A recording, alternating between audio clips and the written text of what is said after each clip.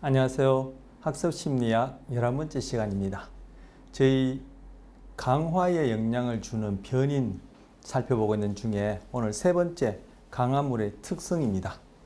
항상 기본 절차 염두에 두시고 도구적 조건화의 기본 절차는 행동 이후에 수반되는 결과의 경험으로 인해서 행동의 변화가 생기는 것이죠. 그래서 지금 강화는 행동 이후에 수반되어지는 결과로 인해서 행동이 증강되는 것, 강도나 빈도가 증가하는 것이다. 이렇게 얘기할 수 있고요. 그리고 그때 결과물은 바로 강화물이 되는 거죠. 우리 처벌에 대한 기본 절차도 이미 살펴봤습니다. 그죠? 뒤에 가서 처벌을 또 다시 구체적으로 살펴보지 못한 부분 할 텐데, 그때 처벌물도 마찬가지예요. 행동에 수반되어진 결과가 어떤 특성이냐, 강도 면에서 또는 질적인 면에서 어떠냐는 당연히 행동 변화에 영향을 주겠죠. 바로 그런 내용이에요. 지금 강화에 관한 현상을 하니까 강화물인데, 여기다 그대로 처벌물 이렇게 적용시켜서 생각해봐도 대동소이합니다. 그래서 일반적으로 강화물이 작을 때보다 클 때가 강화가 잘 되죠. 동물에 의해 사람에 의해 각각 생각해 보겠습니다만, 우리 내용이 지금도 말하고 앞으로 할 내용이 많은데, 동물에 의해는 차치하고 사람의 경우에 어떤 행동 이후에 주어지는 강화물이 작을 때보다 크다. 심부름을 했는데 갔다 오니까 기대하지 않았던 용돈을 주신다. 1,000원 줄 때보다 10,000원을 주신다면은 다음에 또 그런 심부름을 할 가능성이 당연히 더 크게 증가하겠죠. 예. 그런데 이제 제가 참고로 넣어놓은 게 있어요. 이때 지금 강화물의 특성이라는 이름으로 첫 번째 그 강화물의 크기, 강도라 이렇게 표현할 수 있겠는데, 이걸 살펴봤을 때는 다른 변인들은 다 일정할 때, 다른 변인들은 고려하지 않고 다른 변인은 다 동일할 때를 조건으로 하고 지금 강화물의 어떤 크기 또는 강화물의 강도가 크다 작다 살펴봤었는데, 요 참고 안에다가는 뭘 넣냐면은 수반성을 같이 고려해보면 어떻게 되어지느냐. 그러면 큰 강화물이 가끔 수반될 때보다는 작은 강화물이 자주 수반될 때가 그 행동이 일어날 가능성이 더 높겠죠. 예를 들어서 심부름할 때 가뭄에 콩나듯이 10만 원 주는 것보다, 그죠? 할 때마다 1,000원씩 준다. 티끌모아 태산이라고 그렇게 되지면은 심부름을 다음에 할 가능성이 훨씬 높겠죠. 왜? 가뭄에 콩나듯이 준다는 얘기는 심부름한 이후에도 안 줄 때가, 즉 강화물이 안 주어지는 경우가 있단 말이에요. 그렇다면 다음 기회에 심부름을 할 가능성은 그만큼 비례적으로 희박하겠죠. 바로 그런 얘기예요. 여러분이 어떤 물건을 만든다 하시더라도, 제품을 만든다든지, 아니면 고용주 입장에서 어떤 그런 일을 맡기신다 할 때, 그 상대방의 입장이 되어서 생각해 볼 때, 일할 때마다, 상대적으로 작지만 꼬박꼬박 주는, 즉, 수반성이 높을 때랑, 그죠? 가끔씩 주어지는 수반성이 낮은 큰 강물보다는 조금 전에 티끌모아 태산이라고 수반성이 높을 때가 더 행동 변화가 잘 일어나겠죠. 그래서 여기서는 수반성을 같이 고려한 거예요. 강화물이 크기와 함께. 그러면 강화물이 크기가 작더라도 수반성이 높은 것이 행동 변화, 이 경우에 강화라는 현상이 더 잘 일어난다. 그래서 우리 도구적 조건화, 이 중에 지금 강화에 영향을 주는 변인 중에 첫 번째 살펴봤던 게 바로 수반성이에요. 행동 이후에 결과가 얼마만큼 수반되어지느냐, 즉 상관이 높으냐, 바로 그 수반성을 얘기하는데, 수반성이 가장 중요한 요인이고 가장 결정적인 요인이라 볼 수 있어요. 이 경우에도 강화물의 크기가 큰 것보다는 수반성이 더 높은 것이 작은 강화물이 갖고 있는 효과를 그만큼 보상하고도 남는다는 거죠. 자, 두 번째, 강화물의 크기와 효율성 간의 관계. 이 얘기는 뭐냐 하면, 심부름 하는 얘기를 들었으니까 심부름 하는 얘기를 할까요? 심부름 하고 나면은 1,000원을 줬다. 다음에 하니까 2,000을 주더라. 그 다음에 하니까 3,000을 주더라. 그 다음에 하니까 4,000을. 매번 1,000원씩 1,000원씩 올라가요. 그런데 나중에 심부름, 즉 강화된 행동, 즉 심부름한 행동이 계속 빈번하게 일어나고 거기에 대해서 수반성이 거의 뭐 100% 가깝게 수반성이 100% 가깝게 매번 강화물이 주어지는데 그 강화물의 크기가 이 경우에는 어떻게 1,000원씩 1,000이란 단위씩 계속 합쳐지죠. 그러면은 나중에 이러한 경험이 수십 수백 번 이어지고 난 다음에 그때 1,000원 더 받는 것이 가져다 주는 효과, 즉 다음에 그러한 행동, 이 경우에 이제 심부름을 예를 들는데 심부름을 다시 할 그런 가능성이 미치는 효과보다 초기에 한두 번 또는 세네 번 몇 회 안 했을 때 1,000원 더 받게 되었을 때 그 다음에 그 행동, 즉 이 경우에 이제 심부름을 할 가능성이 더 커진다. 즉 심부름을 할 가능성이 미치는 효과가 더 크다. 그런 의미예요. 이게 바로 우리 학습 곡선에서 보여줬던 그런 것들과 동일한 패턴을 보여요. 즉 여기서는 뭐 강화가 일어날 가능성, 즉 강화 행동 변화 양이 되겠죠. 행동 변화량, 행동 변화.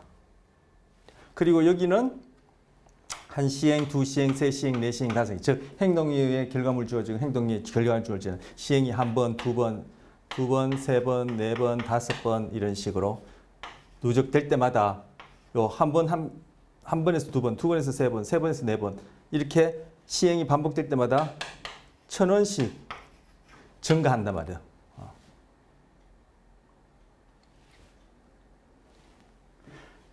그때 처음에 초기에 지금 이제 뭐 초기에 이렇게 한 번 하고 심부름값 받고 한 번 심부름하고 심부름값 받고 이때 그 다음에 1,000원 증가했을 때 그 다음에 이 심부름을 다시 하게 될 가능성, 즉 행동 변화량, 즉 학습량이 되겠죠. 학습량, 행동 변화량은 상대적으로 이만큼 되지만 이것이 시행이 많이 반복되어서 나중에 이거 뭐 몇 회라 해야 될까요? 예를 들어서 여기 뭐 한 20회, 21회 되었을 때 이때도 마찬가지로 1,000원이 더 플러스 되었지만 그때 그죠? 20번째 1,000원을 받고 21번째 1,000원을 더 받게 되는 경우에 이 학습량, 즉 행동 변화량에 미치는 영향은 상대적으로 미미하다. 그래서 이런 패턴을 보인다는 것. 이거 우리 학습 곡선하고 패턴하고 동일하죠. 그래서 저 강화물의 크기가 증가할수록 달리 보면 시행이 반복될 때마다 강화물 크기가 이렇게 누적될수록 그 각각의 시행 이후에 행동이 변할 가능성은 일정한 것이 아니다. 바로 이제 강화물이 행동 변화에 영향을 줄 수 있는 특성 중에 하나다라고 이렇게 살펴보는 거예요. 자, 그리고 세 번째, 강화물의 질적인 차이. 코끼리는 땅콩을 좋아하나요? 동물의 예를 들면 코끼리한테 땅콩으로 어떤 행동을 강화시키긴 쉽지만 독수리한테 뭐 땅콩을 줘서 강화시키기 힘들겠죠. 또 독수리한테는 죽은 동물을 어떤 강화물로 사용해서 독수리의 특정 행동을 강화시키기 쉽지만 비둘기에게 죽은 동물, 글쎄요, 비둘기가 죽은 동물 먹는다는 얘기를 제가 들어본 적 같기도 한데 하지만 비둘기에게는 곡식알 이런 것들이 어떤 행동을 강화시키기 좋겠죠. 우리 교재에 뭐 많은 예를 들어서 나오는 원반 쪼기 같은 이런 것들은 비둘기에게는 곡식알을 가지고 하는 것이 더 수월하지. 뭐 그 녀석에게 뭐 죽은 고기를 준다든지, 뭐 당근을 준다든지, 당근도 좋아할 것 같은데 그런 식으로 그죠? 강화물의 질적인 차이가 영향을 준다. 지금 말씀드린 경우는 동물의 경우 그리고 종이 다른 경우에 그리고 1차 강화물을 사용했을 경우에 그 강화물의 질적 차이가 행동 변화에 어떤 영향을 주는 것을 보았고, 그리고 우리 뭐 사람의 경우에 이제 예를 들자면은 우리는 소위 호모사피엔스라는 이름으로 불리는 같은 종이지만 그 개체에 따라, 즉 개인에 따라 그 사람의 이제까지 살아온 경험, 즉 우리 이 교재에서 하는 말로 하자면은 학습의 내력, 즉에 따라, 그리고 그 사람이 항상 학습 얘기할 때는 우리 첫 시간에 배웠던 그런 선천적인 요소 항상 염두에 두셔야 합니다. 그것들이 상호작용해 있는 그 조건 하에서 어떤 강함이 주어진단 말이에요. 이 경우 2차 강을 예를 들죠. 돈이 많아요, 저는. 너무나 많기 때문에 뭐 누가 돈을 줌으로써 제가 어떤 행동한 이후에 돈이라는 것이 주어져서 저 행동을 더 증가시킨다든지 뭐 하게 한다든지 말게 한다든지 이런 영향력은 상대적으로 적거나 거의 드물어요. 하지만 현재 너무 돈에 뭐 이게 사투리인가요? 쪼들린다. 정말 너무 돈이 필요하다. 이러한 사람한테는 그죠? 돈이 가지고 어떤 행동을 강화시키기가 쉽죠. 뭐 극단적인 예로 뭐 돈을 줄 테니 그죠? 뭐 어떤 범죄에 연루된다든지 그럼 뭐 어떤 부정적인 어떤 그런 윤리 도덕적으로 적응되지 못하는 등 행동을 하게 하는 것. 그 행동을 한다는 건 뭐 하지 않던 것이 지금 돈이라는 이름으로 강화됐다는 거죠. 그런 식으로도 작용할 수 있고, 또 어떤 사람 같은 경우에는 관심이나 애정이 아니라 애정, 사랑을 많이 받지 못해서, 또는 거기에 대해서 자기가 어떤 학습 내력, 그리고 선천적인 요소와 학습 내력으로 인해서 거기에 대해서 너무 그렇게 갈급해하는 사람 같은 경우에는 관심이나 사랑이 돈보다도 더 그 사람의 행동을 그렇게 강화시킬 수 있죠. 나는 사랑이면 다야. 돈, 권력 뭐 필요 있어? 이런 사람은 바로 그 개인에게는 2차 강화물로서 사랑, 관심이 행동을 변화시킬 수 있는 그만큼 강력한 강화물의 특성을 지니고, 그죠? 뭐 가난한데 뭐 사랑, 밥 먹여줘, 뭐 돈이 있어야지 하는 사람한테는 바로 그 사람이 이제까지 학습 내력, 그리고 그 선천적인 요소, 그리고 지금 주위 환경이 가져다주는 그러한 조건 하에서 어떤 행동이 더 강화되기 쉬우냐, 어떤 강화물에 있어. 바로 돈이라는 2차 강화물 또는 조건 강화물. 돈 같은 경우는 특히 일반 강화물이라 했죠. 일반 강화물에서 그 사람은 그렇게 뭐 소위 부적응적인 행동도 강화시킬 수 있는 그런 효과가 있다. 이렇게 볼 수 있죠. 볼 수 있고 적용할 수 있습니다. 자, 그 다음 네 번째 과제의 특성입니다. 이 과제의 특성 바로 뭡니까? 강화되어지는 행동. 어떤 종류의 행동이 강화되어지냐에 따라 동일한 강화물을 쓴다 하더라도, 수반성이 동일하다 하더라도, 강화물의 크기가 동일하다 하더라도 그것이 달라진다는 얘기야. 여기 보시면 평활근이나 분비선을 매기로 하는 행동. 이건 뭐죠? 우리 고전의 조건이나 도구의 조건이나 비교할 때 했었는데 바로 반사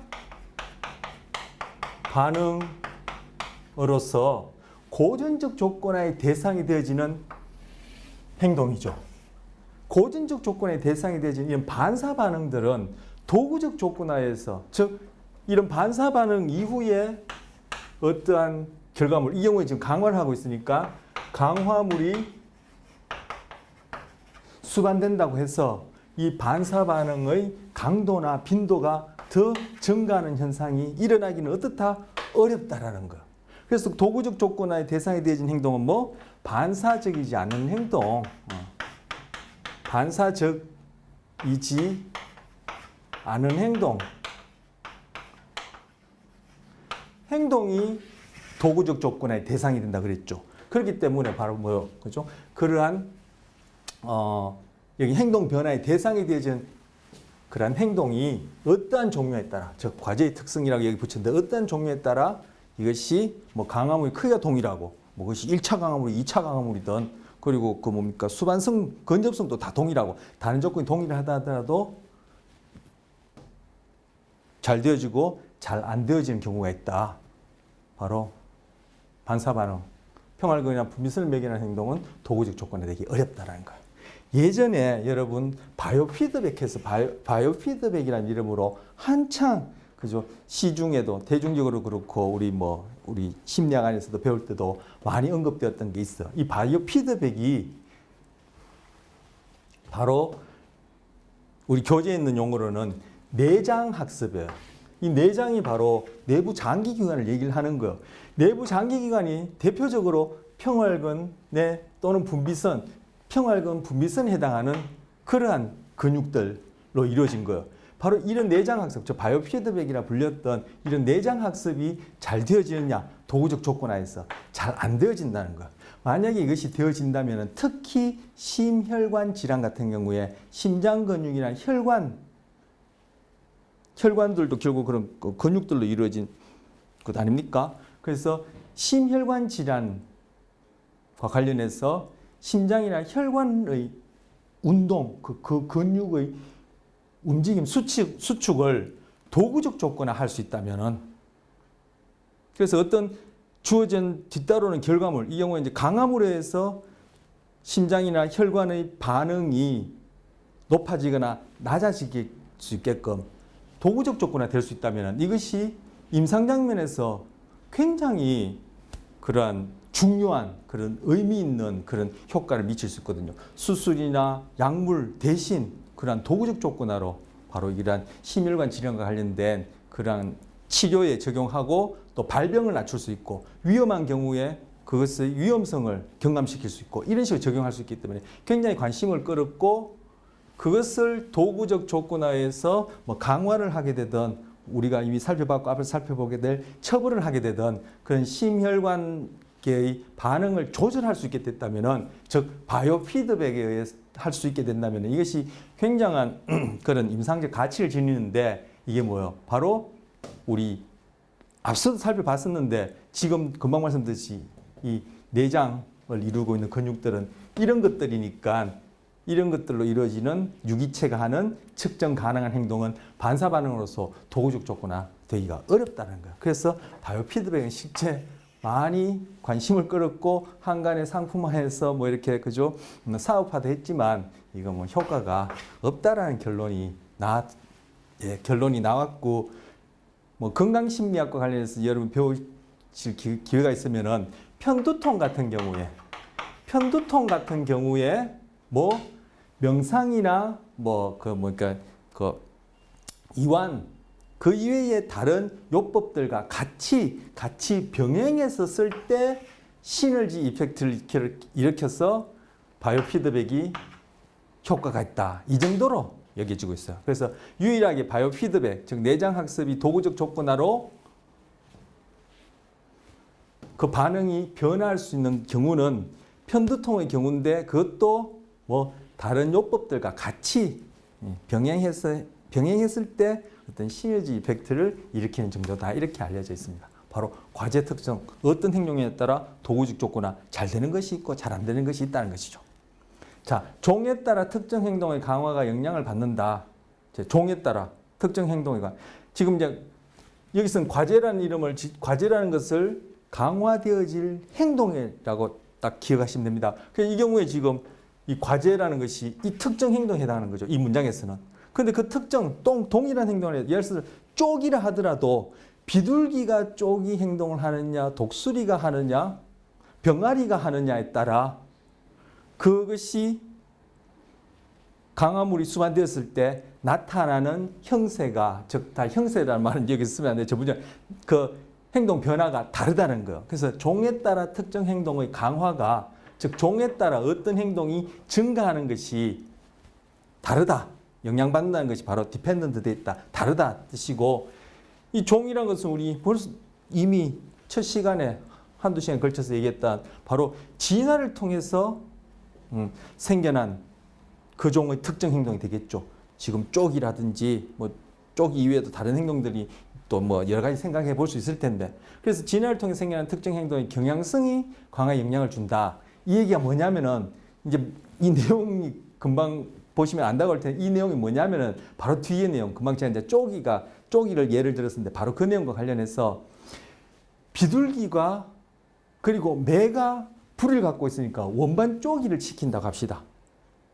그럼 비둘기가 원반 쪼었을 때 강화물, 뭐 비둘기가 좋아하는 아까 강화물이죠. 뭐 1차 강화물로서 뭐 곡식알을 주고, 매가 원반을 쪼았을 때 매가 좋아하는 1차 강화물로서 매는 뭐 죽은 사체를 먹지 않고 도순이를 먹지만 매는 사체를 먹지 않으니까 뭐 살아있는 그죠 뭐 동물을 먹이를 준다든지 그래서 1차 강화물 준다고 합시다.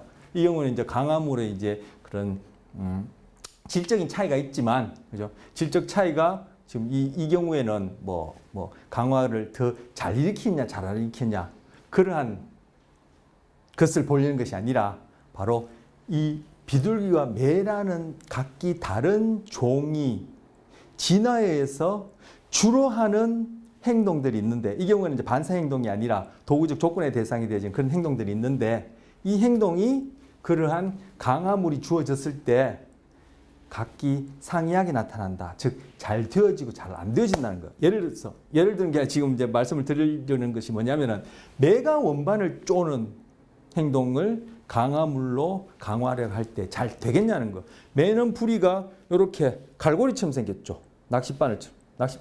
낚싯바늘 완전히 휘었나요? 어쨌든 얘 낚싯바늘처럼 갈고리처럼 생겼죠. 얘는 뭐예요? 살아있는 동물 잡아서는 그 살점을 찍어서 뜯어먹는 행동을 하지 뭔가 요렇게 쪼아서 먹는 행동은 진화적으로 그러한 경향성을 갖고 있지 않단 말이에요. 그러한 행동 경향성이 진화적으로 주어지지 않았단 말이에요.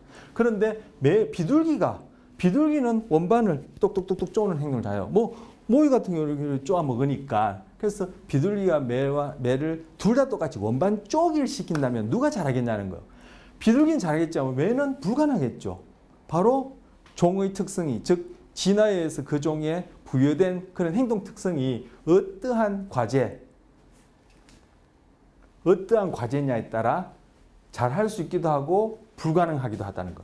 거꾸로 만약에 비둘기는 어떤 대상을 부리로 쥐어뜯으면은 그 행동을 강화해 주겠다. 먹이를 주겠다 한다면은 비둘기가 그걸 잘 할 수 있겠어요? 매는 금방 잘하겠죠. 바로 그것들이 앞에서 했던 그런 문장의 얘기입니다. 자, 닭과 비둘기. 비둘기 물 어떻게 먹는지 아세요? 비둘기는 물을 웅덩이나 샘이 있으면 거기다가 주둥이를 빨대 꽂듯이 꽂고 쭉쭉 빨아먹어요. 그런데 닭 또는 병아리는 어떻게 해요? 물을 찍어서는 이렇게 하늘 보고 딱딱딱 하죠. 얘들이 바로 이 구강 구조가 다르기 때문에 비둘기는 꼭 우리가 빨아먹듯이 부리를 물에 담그면 빨아먹어요. 바로 이런 빨아먹는 행동과 또는 이렇게 물 한 번 머금고 하늘 쳐다보는 이런 행동을 각각 시킨다면은 누가 잘하고 누가 잘 못하겠어요. 아까 비둘기 매의 경우에 원반 쪽을 시킨다든지 아니면 비둘기 매의 경우에 어떤 물건을 쥐어 뜯는다든지 행동을 강화시킬 때 어떤 녀석이 잘하고 못하느냐, 가능하고 불가능하냐 그에 해당하는 거예요. 바로 이거 준비성. 자연 선택을 통해 이러한 종에게 주어진 그러한 행동 경향이 준비되어 있기 때문에 그것이 학습에 영향을 준다는 거예요. 즉 매는 쥐어 뜯는 행동이 자연 선택을 통해서 즉 준비되어 있기 때문에 그런 쥐어 뜯는 행동을 강화시키기에는 훨씬 쉽고 비둘기는 자연 선택을 통해서 진화된 행동으로서의 쪼기가 준비되어 있기 때문에 원반 쪼기를 지키면 매보다 훨씬 잘한다는 얘기예요. 그게 앞에 나오는 그런 문장, 언뜻 봐서 무슨 의미인지 잘 안다고는 그 문장의 예입니다. 우리 첫째 시간에 했던 자연선택 그 부분 여러분 기억하시고 다시 복습하시고 그것이 잘 이해되셨고 이해하고 계신다면은 앞에 문장도 찬찬히 읽어보시면 무슨 말인지 알 수 있는데 이제 그럼 예를 두 가지 정도 들었습니다. 너구리의 동전 저금하기는 생략하도록 하겠습니다. 이와 관련해서 동영상 하나 보려고 합니다. 사람의 경우에도 마찬가지겠죠. 우리 학습심리학 배우는 건 동물의 경우에 적용시키려고 배우는 거 아니에요. 궁극적으로는 우리 인간을 위한 것인데 동물의 행동 이해도 분명히 중요해요. 인간을 이해함에 있어서 그것이 아주 필수적인 부분이기도 하지만 지금 결국 인간에 적용하는 것이 궁극적인 목적인데 바로 사람의 경우와 관련해서 우리가 금방 얘기한 과제의 특성이 어떻게 영향을 미치는지 볼 수 있는 동영상을 하나 보려고 합니다.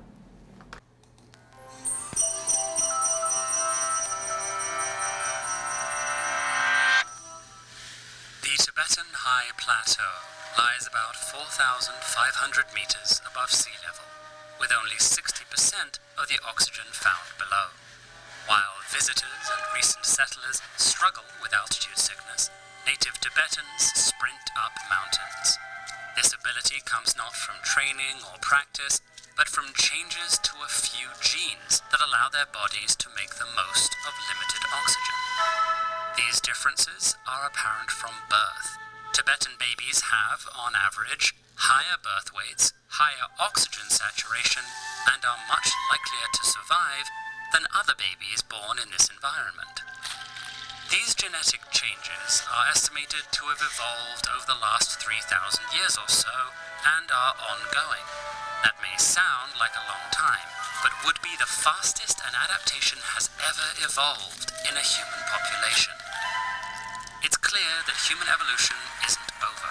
So what are other recent changes? And will our technological and scientific innovations impact our evolution? In the past few thousand years, many populations have evolved genetic adaptations to their local environments. People in Siberia and the high Arctic are uniquely adapted to survive extreme cold. They're slower to develop frostbite and can continue to use their hands in sub-zero temperatures much longer than most people. They've undergone selection for a higher metabolic rate that increases heat production. Further south, the Bajau people of Southeast Asia can dive 70 meters and stay underwater for almost 15 minutes. Over thousands of years living as nomadic hunters at sea, they have genetically hardwired unusually large spleens that act as oxygen stores, enabling them to stay underwater for longer, an adaptation similar to that of deep diving seals.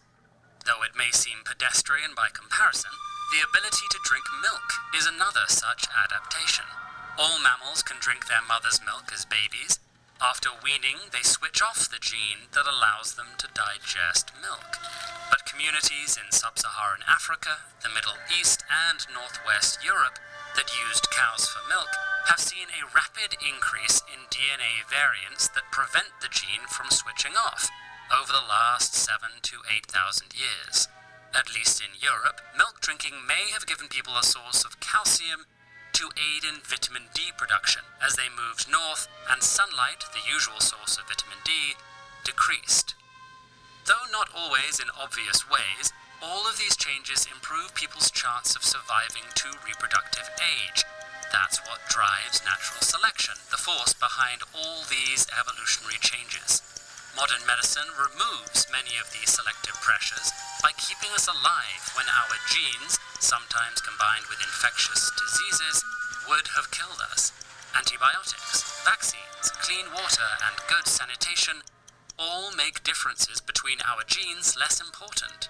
Similarly, our ability to cure childhood cancers, surgically extract inflamed appendixes, and deliver babies whose mothers have life-threatening pregnancy-specific conditions, all tend to stop selection by allowing more people to survive to a reproductive age.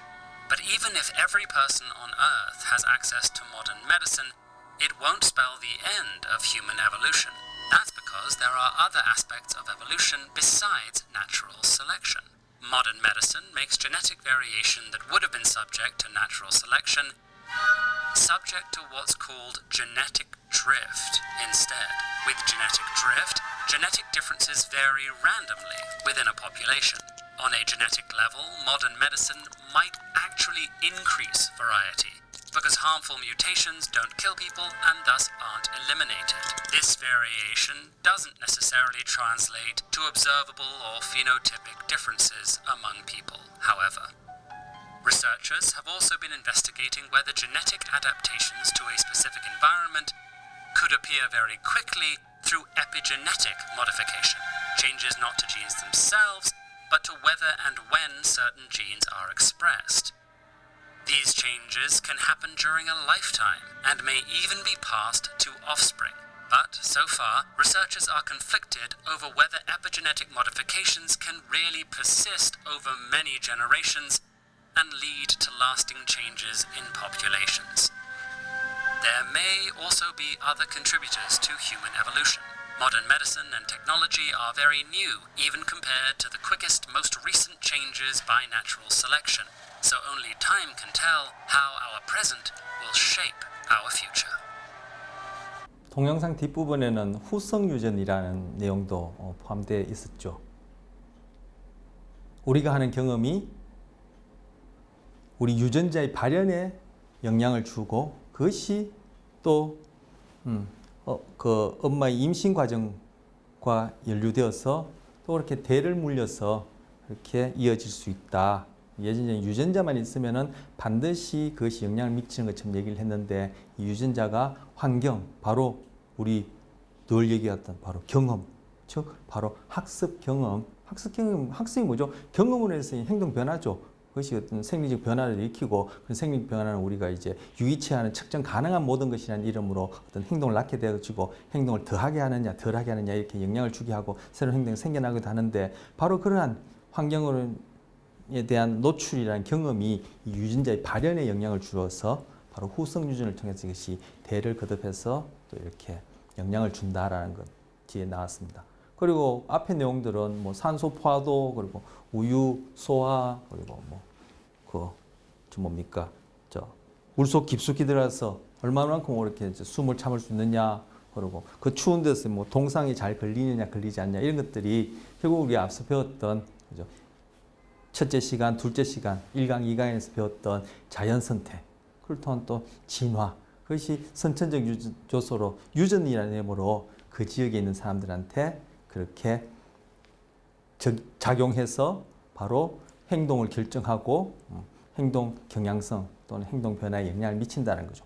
그래서 티벳 같은 경우 다른 경우도 마찬가지지만 티벳 같은 경우 그 고산지대에 사는 그런 아이들 어른 아이 할 것 없이 그런 아이들과 지상에 사는 저 같은 사람 뭐 같은 연령대 사람과 비교해 보면은 그것이 천양지차 난다는 거죠. 그래서 뭐 아예 티벳 그 고산에서 태어나서 거기에서 생활했다 하더라도 오랫동안 그 조상으로부터 그 지역에서 살면서 그게 적합화된 유전자를 대물림 받은 즉 선천적 요소에서 그런 유전자를 가진 애만큼 그렇게 적응하지는 못하더라. 그게 바로 뭡니까?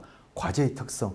앞서는 비둘기와 매가 특정한 행동, 원반 쪽이든 물어 쥐어뜯기던 행동에서 누가 잘하느냐 못하느냐 즉 행동 변화가 쉬우냐 쉽지 않냐가 결정되듯이 금방 사람의 경우에도 이런 식으로 그 행동이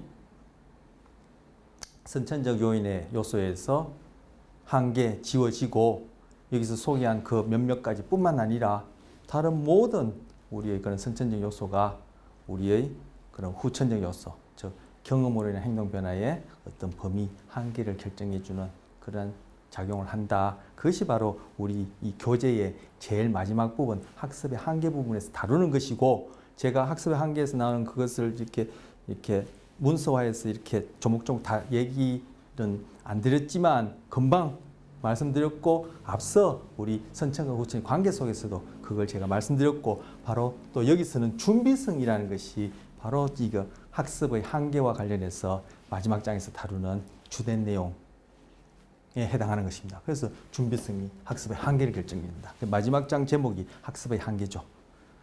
자, 그 다음 제 5번째 동기화 조작입니다. 강화물의 효과를 변화시키는 어떠한 처치를 다 동기화 조작이랍니다. 강화물의 효과를 변화시키는 것. 즉, 레바 누르는 쥐 눌러서 먹이를 먹는다 하면 이 쥐를 하루 이틀 정도 바싹 굶긴 다음에 레바 누르는 행동을 강화시킨다면은 레바 눌러서 우연히 눌러서 먹이를 먹고 나면은 다음에 그 레바를 누를 그러한 행동 가능성, 즉 행동 변화량, 즉 학습의 증가분이 그렇지 않은 경우보다 훨씬 크겠죠. 바로 그런 걸 얘기를 하는 거예요. 바로 동기화를 조작했다.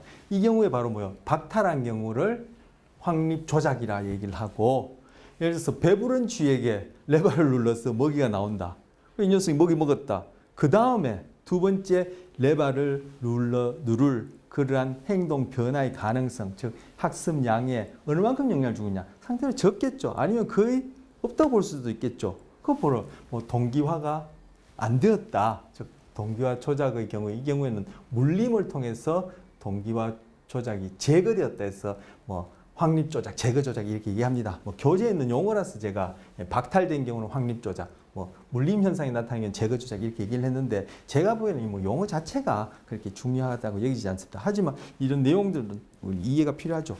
결국 이해하면 이 용어도 알아야 되겠네요. 제가 말씀드리다 보니까 우리 물림이란 것은 우리 강화물이 종류 얘기할 때 말씀드렸죠. 1차 강화물은 물림 현상이 있고 2차 강화물은 상대적으로 물림 현상이 없다. 뭐 이런 거 얘기할 때 물림 그걸 얘기합니다. 자, 그 배고픈 고양이가 그 손다이크 문제 상자 안에 들어가서 고리를 우연히 당긴 다음에 밖에 나와서 생선을 먹는다. 그런데 이 고양이가 금방 식사를 마쳤어요. 생선 실컷 먹었어요. 물림, 즉 제거 조작을 받은 다음에 거기 들어가서 갇혀 있는데 나오려고 하다가 고리 당겨서 나와서 생선을 봤어요. 또 생선 고양이 생선을 엄청 좋아하나요? 그래서 또 먹었어요. 그런 경우에 그렇지 않고 이 고양이가 한 이틀 정도 굶었어요. 그냥 쫄쫄 굶어가지고 거기에서 고리 당겨서 생선을 먹었을 때 이 두 경우 비교해 봤을 때 어떤 고양이가 다음에 그 문제 상자에 들어갔을 때 고리를 당길 행동이 나타날 가능성이 더 높으냐? 이걸 한 번, 두 번, 세 번 했을 때 두 녀석 중에 어떤 녀석이 학습 곡선이 더 가파르냐? 바로 박탈에 의해서 동기화 조작이 확립된 녀석이 이 빨간 선에 해당하겠죠. 그래서 몇 시행만 해도 그죠?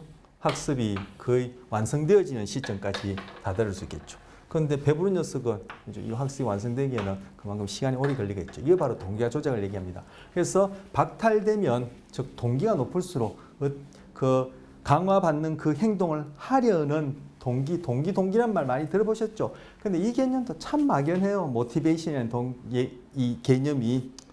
모티베이션이 뭐냐? 그 실체가 뭐냐? 얘기하면 이거 참 오리무중이긴 한데 어쨌든 여기서는 또 뭐 행동주의자 하더라도 또는 뭐 유기치 않은 측정 가능한 모든 것은 행동이라 개념 정하더라도 모든 우리가 이미 꼭 실체가 있는 것처럼 이미 명사화한 이름 붙인 이런 것에 대해서 다 그런 소위 조작적 정의를 하는데 행동으로 다 규정을 못한 것들이 있고 또 적지 않으니까 그냥 이름을 빌려서 동기화를 하는데 어쨌든 아까 지금 고양이의 경우에 아까 쥐의 경우도 마찬가지고 모든 우리의 경우도 마찬가지고 아까 제가 가난한 사람이 돈에 의해서 어떤 특정한 행동을 할 가능성이 높다는 거예요.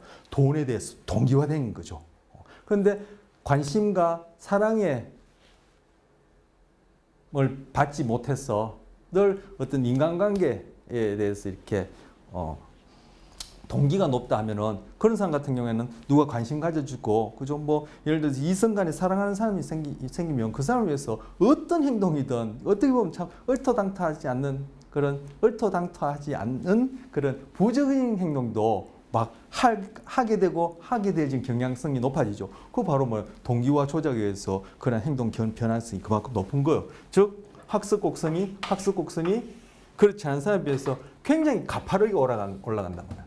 그래서 동기화 조작될수록 이렇게 학습 곡선, 즉 강화의 정도에 영향을 미치게 된다 이 얘기죠. 얘기하다 보니까 앞서 얘기했던 강화물의 특징 중에 질적 특징을 얘기하게 되었는데 요거하고 연결해서 그렇게 생각하시면 또 되겠습니다. 네. 그리고 강화물은 일반적으로 박탈 수준이 높을수록 강하게 금방 했던 얘기고 학습 곡선 기울기에 영향을 미치는 거죠. 자.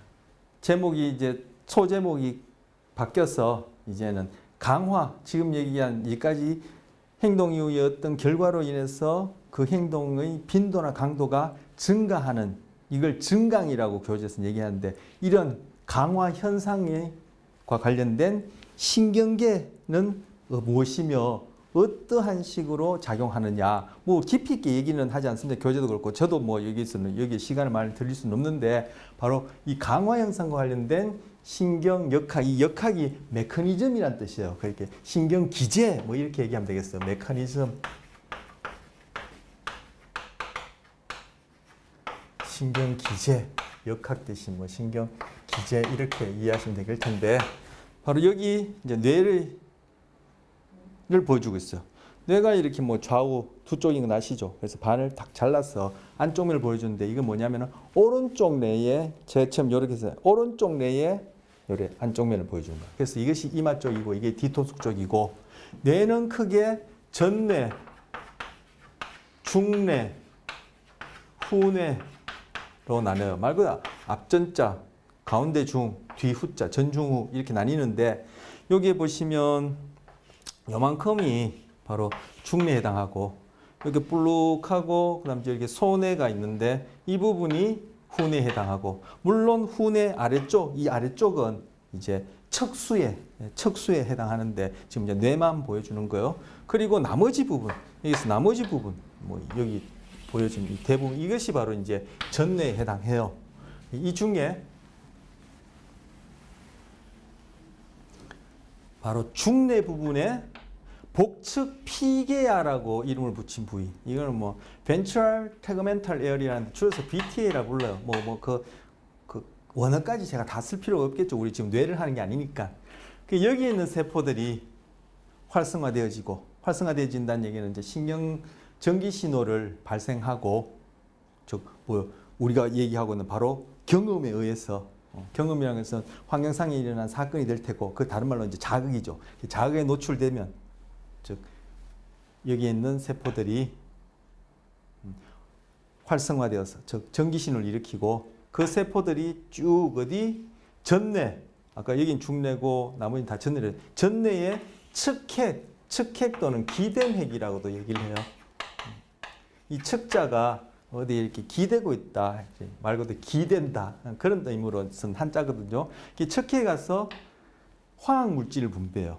이때 화학 물질은 신경 전달 물질이라고 이를 붙이고 그 신경 전달 물질은 종류가 여러 개 있는데 이 경우에는 뭐 도파민이라는 신경 전달 물질을 분비하게 돼요. 그러면은 여기 있는 세포들이 도파민이라는 신경 전달 물질에 반응해서 또 여기 있는 세포들이 활성화되어서 즉 전기 신호를 일으켜서 그 신호를 쭉 바로 이 이마 쪽에 있는 전전두엽에 복내측 전전두엽인데 이 복내측이 무슨 뜻인지 제가 생략하도록 하겠습니다.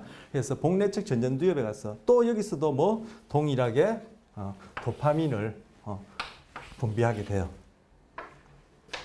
그래서 바로 이제 경험, 즉 환경성의 사건, 즉 우리 행동에 영향을 줄 수 있는 자극에 노출되어지면 그 자극에 대한 정보가 이리로 전달되고 그것이 여기 있는 세포들을 활성화시키면 전기 신호를 일으켜서 뭐 축삭이라고 하는 또 그 신경 이 뇌 세포의 특정한 건 부위가 있는데 세포들마다 그 축삭을 통해서 전기 신호를 측핵으로 보내고 그것이 다음 세포에다가 신호를 줄 때는 전기 신호 형태로 주는 것이 아니라 화학 물질 형태로 이것은 이제 신경 전달 물질이라고 이 경우에 도파민을 이렇게 전달해 주면은 즉 분비하면은 이것이 다음 세포에 또 신호를 일으켜서 이 측핵이 이 전전두엽 이마 부위에 있는 여기 부분에 있는 세포에다가 또 도파민이라는 신경 전달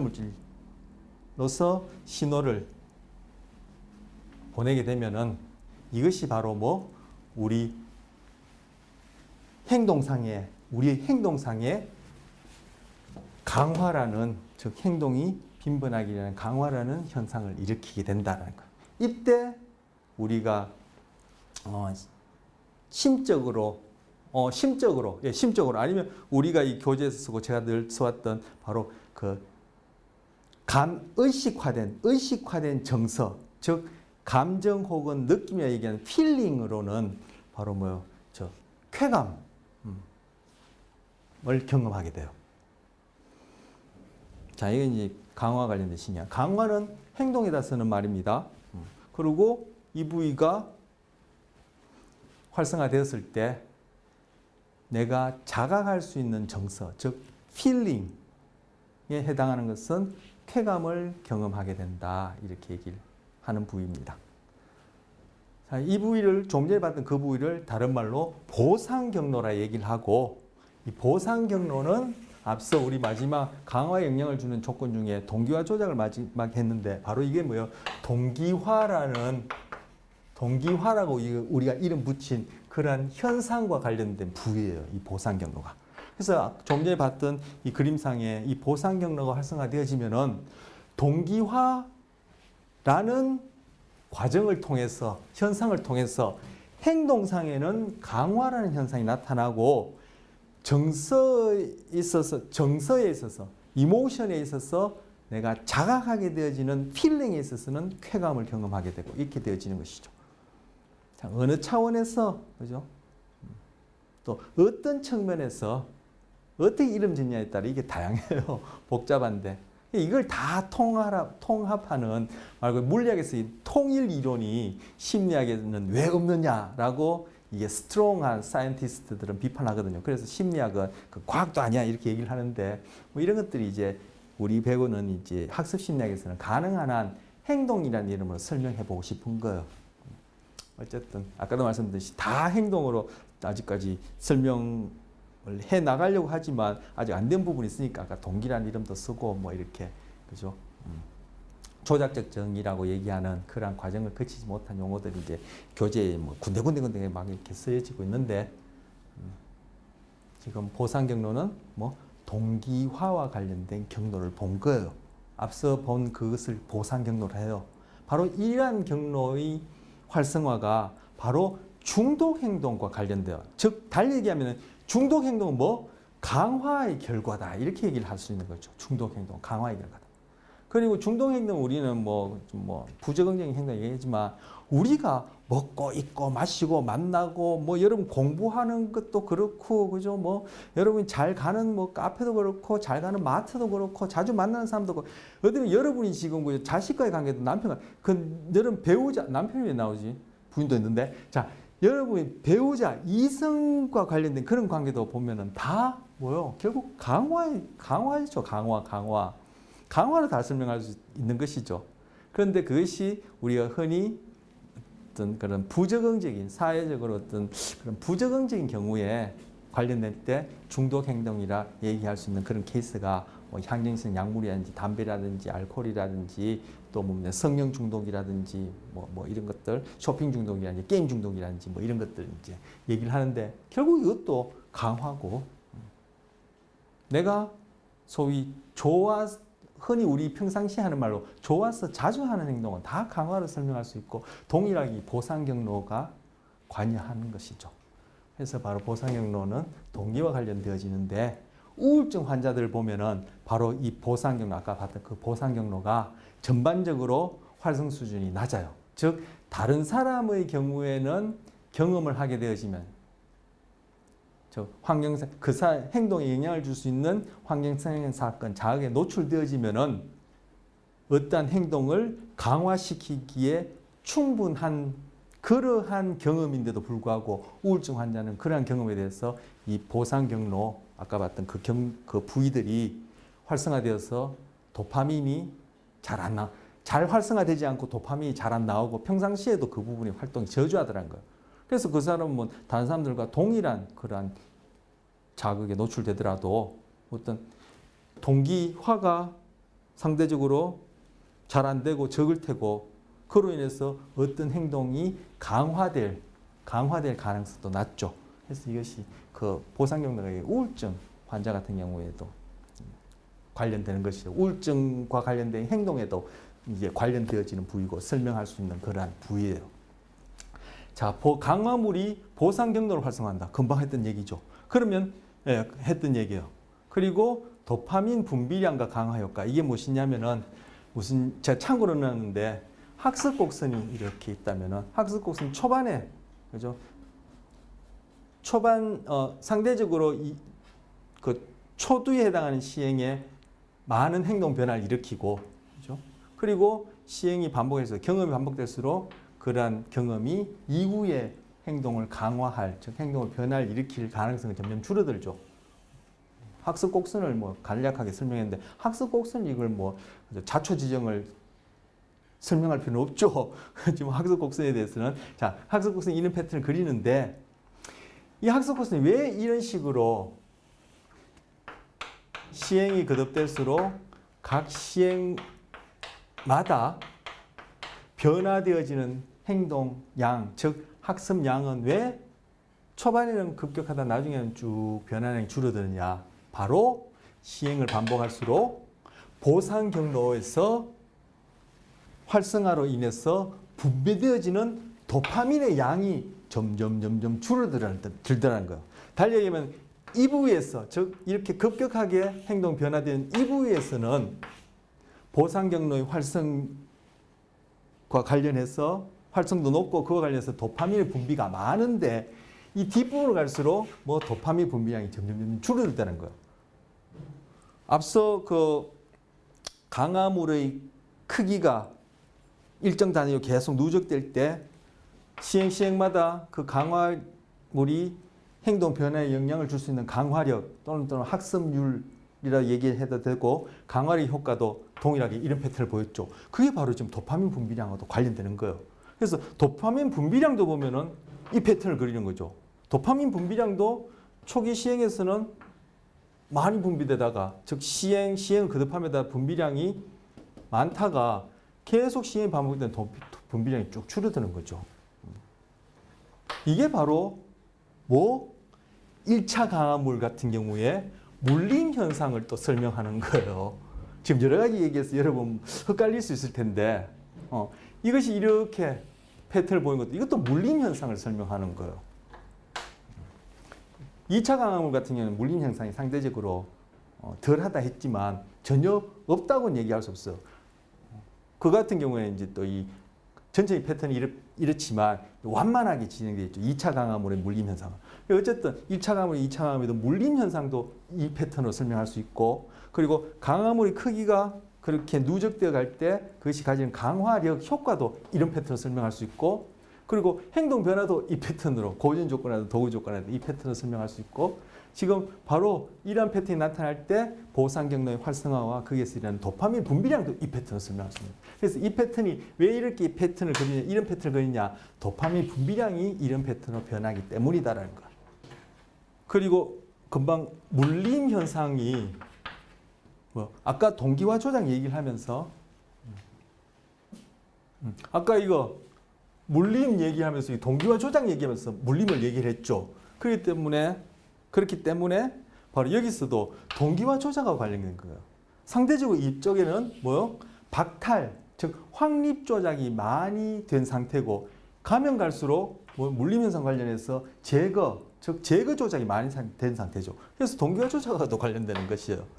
그래서 동기화 조작과 관련해서 박탈, 즉 확립 조작이 많이 되어 있고 1차 강화물에 대해서 물림 현상이 적고 그리고 시행에 있어서 초반일수록 도파민 분비량과 보상 경로 활성화가 높고 그래서 그 강화물이 미친 효과도 크고 행동 변화도 크게 일어난다는 거예요. 이건 우리 1차 강화물, 2차 강화물 같은 칭찬이나 사랑, 오늘 칭찬, 사랑 예를 많이 드는데 그것이나 먹는 음식뿐만 아니라 사람에 대해서도 그렇죠. 그 사람이라는 게 결국 사람이라는 게 뭐예요? 우리 앞서도 말씀드렸죠. 그 사람, 인간의 어떤 정체성의 핵심은 바로 행동이라는 단어로 얘기해서 풀어내려고 하는데 상대방의 행동이 처음에 만났을 때 그것이 강화물이 될 때는 좋아 보이고 매력적이고 또 만나려고 하지만 자꾸 만나다 보면은 그 사람의 행동이 내가 그 사람을 만나려고 한다든지 그 사람을 좋아하는 것에 해당하는 행동을 강화시키는 효과가 점점 덜해지죠. 말 그대로 물림 현상이 일어나는 거예요. 그러다가 나중에 이 초반부에 이런 경우에 우리 같이 살자 해서 계속 살다 보면 나중에 이제 진짜 물리죠. 그때는 예전에 하던 똑같은 행동도 도파민도 분비도 안 되고, 그죠? 물려가지고 동기화 조작과 관련해서는 제거 확립이었고, 이제 있으나 없으나, 그죠? 별로 존재감도 없고, 이런 경우가 바로 금방 얘기한 그러한 경우하고 관련된 거. 관련된 게 그렇게 설명할 수 있고, 실제 그런 거예요. 자, 그런데 이런 중독 현상들이 재발이 잘 된단 말이에요. 재발이. 그리고 어떻게 치료가 됐다 하더라도 또 유사한 상황에 직면하면, 즉 행동에 영향을 줄 수 있는, 예전에 중독 행동이라고 얘기되어진 그 행동에 영향을 줄 수 있는 자극이 노출되면은 막 이렇게 갈망, 크레이빙이라는데 크레이빙이 생겨서 다시금 그 치료받았던 행동, 우리 앞서 봤던 용어를 하자면 소거 아직 안 했나요?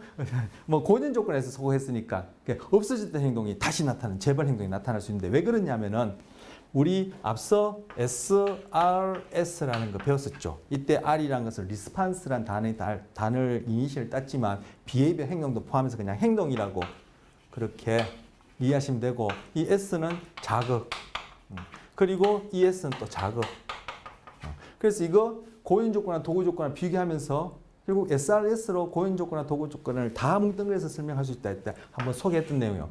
지금 도구적 조건은 행동 이후에 수반되어지는 그 자극에서 행동이 지금 변하는 거예요. 우리 지금 강화를 보고 있으니까 이제 증가하는 경우인데, 그 행동이 아무 때나 나타나나요? 고양이가 고리를 당기는 행동이 생선에 의해서 강화됐어. 하지만 고리를 당기는 행동이 아무 데나 고리를 당기나요? 아니죠. 문제상자라는 그 상황, 즉 행동에 영향을 줄 수 있는 자극, 그 자극 상황에서 고리 당기는 행동이 있는 거죠. 즉 고리가 문제상자라고도 복합적으로 얘기할 수 있지만 더 구체적으로는 고리죠. 고리를 보면 당기는 행동이 나오죠. 그럼 고리에 노출되어지면은 당기기 하면은 생선 이런 식으로 짝지어진단 말이에요. 이거 앞에 했던 걸 다시 한번 반복하는 거예요. 고양이 문제상자 가지고 동물의 경우 이런 행동을 설명하는 게 간단히 설명이 좋으니까 인간의 경우에 다 해당하죠. 그런데 바로 이 고리가 생선과 관련해서 짝지어져서 고전적 조건에 대해서 CS와 같은 역할을 한다고 했죠.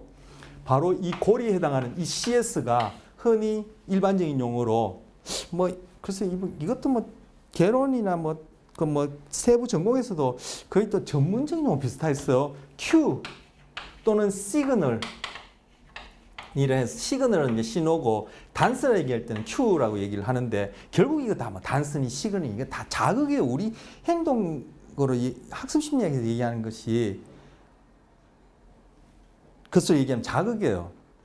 그래서 학습 심리학 같은 경우에는 심리학 분야에서도 대표적으로 자연과학적, 상대적으로 다른 심리학 분야보다 스트롱한 그러한 입장을 취한 과목 중에 하나인데, 그래서 여기서는 그러면 최소한의 개념으로 최대한 설명하고 싶은데, 어쨌든 시그널, 신호나 큐나 이런 것들은 개론책이나 다른 데서 종종 좀 많이 써요. 근데 이거 다 결국 자극. 유기체 행동에 영향을 줄 수 있는 자극. 그 자극에 노출되어지면, 즉 CS에 노출되어지면은 어떻게? 아까 봤던 측핵, 기드맥이란 부분이 거기에 대해서 민감하게 반응을 하게 돼요. 즉 중독 행동뿐만 아니라 우리가 강화된 행동이라는 행동이 있는데, 그 행동과 관련해서 아까 CS에 해당하는 그런 자극에 딱 노출되어지면은 그 특정한 행동이 강화되지 이전보다 바로 그 CS에 해당하는 자극의 이 측핵을 더욱더 많이 활성화시켜요. 즉 측핵이 CS에 민감화되어져요. 그렇기 때문에 강화받은 행동이 나타날 가능성이 더 높아지는 거죠. 그때 행동상으로는 재발, 그리고 그때 우리가 자각할 수 있는 어떤 그런 정서상의 경험, 이 경우도 필링이 되죠. 이때는 이렇게 갈망이라든지 안절부절한다든지 이런 현상이 나타난다는 거. 강화되어지기 전에는 ES가, 그죠? CS에 대한 ES가 이게 강화되어지기 전에는 측핵을 그렇게 많이 측핵을 활성화시키긴 하지만, 아까 BTA라는 복척 피기와 측핵, 전전두엽 해가서 이 보상 경로를 전반적으로 활성화시키는데, 이 행동이 강화되어지고 나면은 이 S, 즉 CS에 해당하는 이 S가 이 측핵을 더욱더 많이 강화시킬 수 있게끔 이 측핵이 민감화되어진다는 것. 그래서 갈망과 재발이 잘 일어난다. 갈망, 크레이빙이 일어나면 이렇게 크레이빙, 갈망 말고 제가 말이 짧아서 뭐 저 적절한 뭐 안절부절한다. 막 안 하면 그냥 뭐 소위 말하면 미칠 것 같고 뭐 이런 것들 있죠. 막 이렇게 갈급해하는 거. 배고픈 아이가 막 젖을 입에 이게 달라말라 할 때 그저 이렇게 막 안타까워하듯이 이렇게 원하는 것 이런 것들이 행동상으로 나타나고 갈망이라는 유기체가 하는 측정할 수 있는 행동이지. 행동 나타나고 그에 따라 또 자각을 하든 못하든 그에 따른 또 심리 경험도 일어나고 그러면 다 바로 그 행동이 다시금 일어날 확률이 높다라는 거죠. 자, 학습 곡선과 도파민 물림 현상 이미 얘기했습니다. 자, 조금 전에 봤던 그런 보상 경로를 쥐에게 이렇게 장치를 해봤어. 뇌 수술을 해가지고 그 부위를 자극할 수 있도록. 아까도 이제 전기 신호가 일어나고 도파민이라는 화학물질이 분비된다 했으니까 여기다 수술을 통해서 전기 자극을 할 수 있도록 이렇게 수술을 하고는 저처럼 요거 지금 포인트처럼 멀리서 리모컨으로 이렇게 누르면은 그 부위가 자극되도록 이렇게 한 거예요.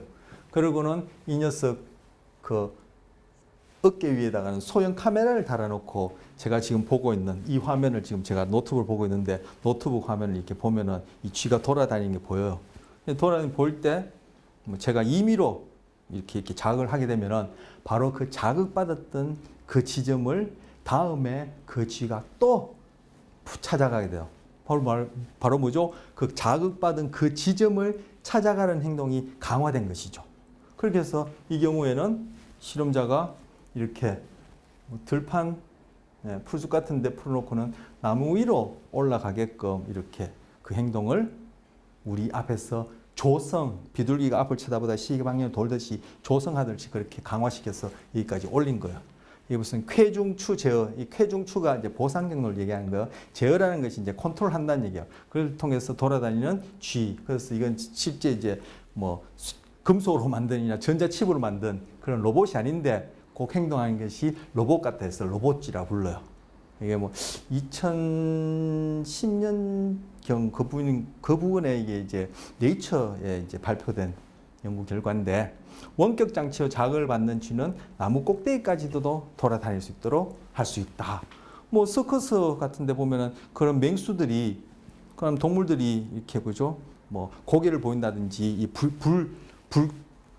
불고리입니까? 예, 불기둥 사이로 지나가는지 불이 타는 그 고리 사이로 지나가는 것들 이런 것들 다 마찬가지로 이런 식으로 되는 거죠. 그 녀석들이 뭐 뇌에다가 이런 전기장치를 한 건 아니지만 결국 그 행동에 수반된 강화물을 통해서 또는 우리가 배워야 될 처벌을 통해서 어떤 행동을 하지 않고 어떤 행동을 더 하도록 해서 결국은 그런 행동을 하게 하고 그건 인간에 의해서 인간의 어떤 그런 다 우리 즐겁자고 그렇게 한 것이고 실제 그들이 사는 자연계에서는 바로 환경과의 끊임없는 양방향적인 그러한 상호작용에 의해서 결국 어떤 행동들은 감소하고 또는 나타날 확률이 확 줄어들고 어떤 행동들은 빈번하게 나타나서 결국은 먹고 마시고 싸우고 도망가고 새끼 낳고 기르고 하는 거죠. 누가?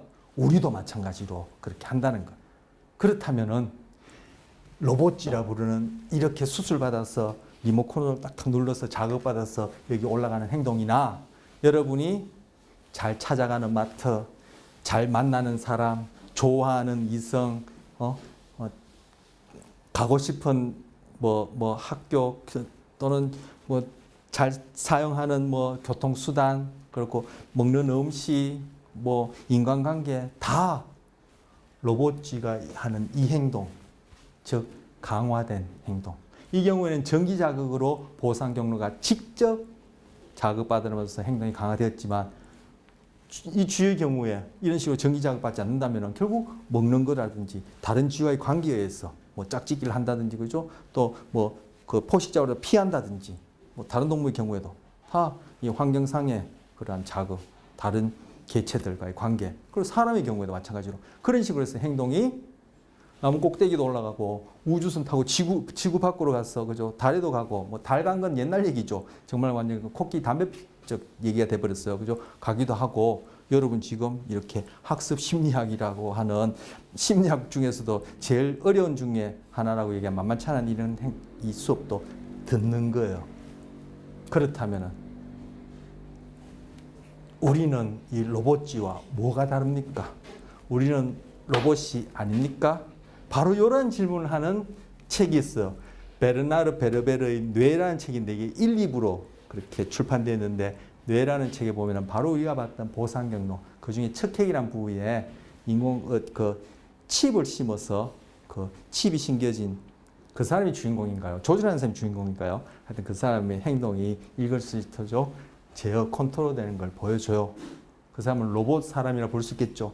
그러면 우리는 그 사람과 뭐가 다릅니까? 우리는 뭐에서 컨트롤 받을까? 나는 뇌에 여기 칩 신겨서 컨트롤 받지 않아요. 여러분, 사람에 의해서, 인간관계에 의해서, 돈에 의해서, 건강과 관련해서, 먹고 마시는 것 관련해서, 덥고 춥고 이런 것 관련해서, 뭐 우리가 만드는 문화 그 안에서도 뭐 도덕, 법률, 예절 또는 뭐 규칙 뭐 이런 것들에 대해서 뭐 다 컨트롤 받잖아요. 그래서 먹고 마시고 싸우고 지금 도망가고 그래서 사람의 경우에 이 새끼 낳고 하면 안 되죠. 중리산이 만나서 없으면 안 된다 싶어서 만나서는 그죠? 그 뭐 자녀 낳고 기르고 그렇게 뭐 공부하고 대학 가고 출세하려고 아둥바둥하고 하는 거죠. 바로 뭐 로봇이나 본질적으로 저는 다르지 않는 것 같아요. 한번 이 소설 읽어보시길 바랍니다. 재밌습니다. 그리고 이 소설 읽는 중에 뭐 그 안에서 그죠? 우리가 배웠던 뭐 도구적 조건화 그리고 뭐 고전 조건 이런 것들을 여러분이 찾아낼 수 있으면 더 재미있겠죠. 자, 이와 관련해서 동영상 하나. 포상에서 뮤지컬 작곡가도 나왔고 또 뭐 성령을 뭐 여러 차례 하신 여자분도 나왔고 비버리 힐즈 뭐 선풍기 아줌마라고 불리는 분도 나왔는데 보시는 중에 여기서 뭐 강화된 행동 그리고 또 뭐 우리 처벌과 관련해서는 안 했지만 처벌 가서 볼 것은 처벌에 영향을 주는 변인들을 보는 이제 구체적으로 살펴볼 것인데 앞서 처벌의 기본 절차에 대해서는 뭐 이미 다 얘기를 했습니다. 그러니까 뭐 강화와 관련해서 그냥 행동의 변화 방향만 달라지는 거예요. 그래서 이 장면 속에서 이제 처벌과 관련된 것들 그리고 고연 조건이나 도구 조건 이런 것들 여러분 찾아낼 수 있으시겠어요? 그런 거 찾아낼 수 있으면 참 좋겠는데 글쎄요 뭐 그런 것들 모르고도 상담하시는 분 계시니 뭐 의료기기 파시는 분이 뭐 수술도 한다는데 뭐 그죠 뭐 못하겠으니까 제가 우스갯소리를 하는 것인데 그 이런 어떤 그 자연과학적인 인과관계를 설명할 수 있는 설명에 대한 이해가 없이 사는 경우가 우리 거의 대부분의 우리 일상이고 뭐 금방 말씀드린 이런 거 보시면 단번에 고인조건, 도구적 조건이나 그죠 그리고 그 처벌 관련해서 팍팍팍 이렇게 이해를 할 수 없음에도 불구하고 그렇게 상담을 하는 경우가 있으니까 그런 소위 상담을 통한 행동 변화가 삶의 변화가 힘들지 않느냐 쉽지 않지 않느냐 잘 안 되어지지 않느냐 저는 그런 뭐 오해라면 오해랄까 그렇게 오해를 뭐 해보기도 합니다. 뭐 우리 뭐 흔히 하는 얘기로 꼭 상담장면에 가서 상담이 아니라 부모님의 어떤 그런 뭐 애들 입장 자식 입장이 잔소리지만 부모님들의 뭐 훈계라든지 아니면 우리가 아주 뭐 이렇게 좋은 책이라든지 영화라든지 아니면 또 그죠 뭐 일주일에 한 번씩 아니면 뭐 그런 정해진 날짜마다 가서 이렇게 종교 활동을 한다든지 그것이 삶의 변화를 주는 경우는 참 상대적으로 적죠. 드물다 하면 제가 뭐 너무 과장하는 걸 수 있을 테고 상대적으로 그것이 과반수가 된다든지 많지는 않죠. 그렇기 때문에 뭐 이러한 이해가 없으니까 그렇지 않냐 저는 그렇게 생각을 하고 그래서 뭐 그 왓슨처럼 그런 극단적 행동주의 는 아니지만 그 경우에는 이제 뭐 선천적인 요소, 유전적 요소 완전히 배제했지만 우리는 선천적 요소를 고려한 가운데 이것에 대한 설명을 어느 만큼 객관적으로 잘 하냐에 따라 자기 자신의 행동 분석뿐만 아니라 자기 행동 변화에도 분명히 효과가 있고 이제 실제 응용 장면에도 효과가 있는데 그만큼 효과가 없는 것은 그만큼 뭐요 자기 자신뿐 아니라 타에 대한 이해가 이만큼 객관적으로 잘 안 되었다. 달리하면 정확하게 전문적인 이름 용어로는 타당성 있게 이해가 안 되었다 얘기할 수 있고 그리고 앞서도 얘기했지만 마지막 한계가 있어. 뭐 유전의 범위는 넘어서지 못하니까 그것이 그렇죠. 어떠한 경우라도 그 유전의 범위를 넘어서는 어떤 삶의 변화, 행동 변화는 기대할 수가 없겠죠. 비둘기가 그죠? 고깃덩어리를 뜯어서 먹는 행동을 강화시키려고 한다는 것은 그런 그 자체가 뭐 엉터리 없는 소리니까 그런 식 행동 변화는 그죠? 우리 개인에게서 기대하기 힘들죠. 우리 인간의 종이라는 이름으로 많은 부분을 공유하지만 그 사람이 살아온 이제까지의 우리가 배웠던 이런 학습 내력, 고연 조건이나 도구 조건이나 그리고 처벌 이런 내력 그리고 그 사람이 가진 바로 유전적 요소에서 변화해 보면은 뭐 한계가 지어지죠. 그 이상의 어떤 것은 뭐 학습 심리학이 아니라 뭘로도 가능하지 않죠. 그럼 그런 것들 기대한다 할까? 그것을 뭐 기적이라 부른다고 그렇게 생각합니다. 자, 조금 전에 그 동영상 보는데 자기는 psychological test, 심리 검사, 거기는 뭐라고 했나? 뭐 정신 감정이라 이렇게 번역했는데 psychological test니까 여러분 흔히 그죠? 뭐 익숙하신 바로 심리 검사를 받을 필요가 없다는데 여러분 자신의 행동에 대해서 좀 금방 그분처럼 이렇게 뭐 성령 중독이, 약물 중독이 뭐 이런 그런 소위 이제 중독에 얘기하는 좁은 의미의 그런 것이 아닌 여러분이 강화된 행동, 결국 중독과 마찬가지로 그런 행동적으로 그리고 신경학적으로 볼 때 동일하니까 본질이 동일하니까 그게 상응하는 강화된 행동이 있습니까? 하지 않으면 막 갈망이 생기고 또 하게 되고 하는 행동이 있습니까? 그런 행동 한번 찾아보시고 아까 선풍기 아줌마는 사이콜로지컬 테스트 받을 필요가 없다는데 여러분도 저도 그런 행동이 있고 저도 사이콜로지컬 테스트를 받을 필요가 없나요? 있나요? 한번 나한테 적용해서 생각 한번 해보시기 바랍니다. 그리고 늘 배우는 것들은 결국 나한테 먼저 적용이 되어야 돼요. 이걸 여러분이 뭐 어디 가서 그죠? 뭐 서먹을 국리부터 하셨으면 저는 그 순서 잘못됐다고 합니다. 그렇게 하다 보면은 결국 의료기기 파시는 분이 수술하는 그런 식이 돼버리는 거예요. 이 현장에서 이렇게 응용 장면에서 그런 식이 된다고 저는 그렇게 생각합니다. 근데 이제까지가 앞서 본 그 동영상에서 보시면 비버리 힐즈 아주머니의 그 얘기를 쭉 들어보면은 바로 그분 뭐요? 스트레스, 불안이 그분이 갖고 있는 성령 중독하고 무관하지 않아요. 그래서 바로 스트레스 그리고 그와 같은데 불안 수준이 높으면 높을수록 스트레스 민감할수록 중독 행동이 일어날. 이게 우리는 이제 강화라는 이름을 보고 있지만 강화라는 현상으로서의 중독 행동이 일어날 가능성이 높아요. 그래서 스트레스와 중독 사이에는 이것이 서로 정적 관계가 있달까요? 스트레스 높을수록 중독될 가능성이 높다. 뭐 이렇게 볼 수 있어요. 그리고 하나에 중독된 사람은 또 다른 중독 대상에 중독될 가능성이 높고 이런 것들을 또 교차 민감하라 해요. 뭐 이런 것들 한번 그냥 들어두시면 좋을 것 같아서 넣습니다. 교재 없는 얘기인데. 그래서 스트레스가 높을수록 또는 민감할수록 그래서 불안을 경험할수록 불안 수준이 높을수록 중독될 가능성이 높고 그리고 어느 약물 중독 같은 경우에는 중독자는 도박 중독에 또는 도박 중독자는 또 다른 중독에 이렇게 중독될 가능성이 높은 그것을 교차 민감하라. 그래서 도박 중독자는 거의 2개 이상의 그런 중독을 갖고 있어. 알코올 중독이 되었던 그죠? 또 다른 약물 중독이 되는 중독을 갖고 있어요. 네. 자, 이 부분은 제가 이제까지 강화 관련된 신경역학 그리고 로봇주의 요것과 관련해서 우리가 배운 내용 이렇게 적용해서 몇 자 적어봤습니다. 글자가 많은데 제가 쭉 천천히 읽어보겠습니다. 자, 이제 우리의 경우도 생각해보자. 지금 로봇지를 염두에 두고 하는 말입니다. 로봇지의 경우 뇌의 직접적인 자극을 통해 특정한 행동이 선택되도록 보상을 받았습니다. 즉 특정한 행동이 강화받았습니다. 나무로 올라가는 것. 우리 뇌의 보상 경로를 간접적으로 활성화시킬 수 있는 다른 자극들에 의해서도 똑같은 효과를 낼 수 있습니다. 우리의 경우에도.